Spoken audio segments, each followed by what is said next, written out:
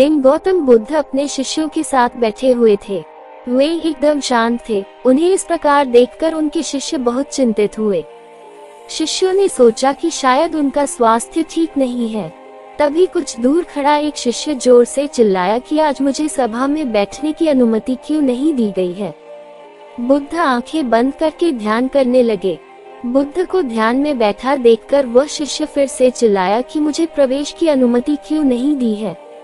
तभी बुद्ध के सामने बैठे एक शिष्य ने बुद्ध से कहा कि कृपा कर उसे भी सभा में आने दीजिए। गौतम बुद्ध ने दी गुस्सा न करने की सीख, शिष्य को नहीं दी इजाजत। बुद्ध ने आंखें खोली और बोले उसे आज्ञा नहीं दी जा सकती। ये सुनकर शिष्यों को बड़ा आश्चर्य हुआ। बुद्ध ने कहा कि आज वह क्रोधित होकर आया है। क्रोध से जीवन की एकाग्रता भंग होती है। क्रोधी व्यक्ति मानसिक हिंसा करता है, इसलिए उसे कुछ समय एकांत में ही खड़े रहना चाहिए। क्रोधित शिष्य भी बुद्ध की बातें सुन रहा था। अब उसे खुद किए व्यवहार पर पछतावा होने लगा।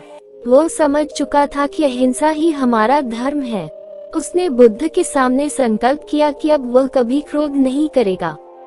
स्वयं की ताकत पर करे भरोसा, न कि दूसरे पर। अक्सर देखा जाता है व्यक्ति अपनी शक्ति न होने के कारण दूसरों पर ज्यादा निर्भर रहता है।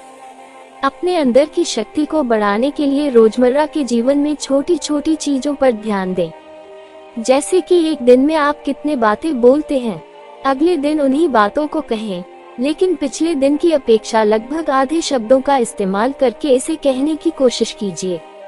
ऐसा करके आप लोगों से संवाद कम नहीं कर रहे, बस शब्दों का इस्तेमाल आधा कर दिया है। निश्चित तौर पर इससे भाषा में आपकी कुशलता भी बढ़ेगी और तब आप देखेंगे कि आपने अपने भीतर स्वयं की शक्ति विकसित कर ली है।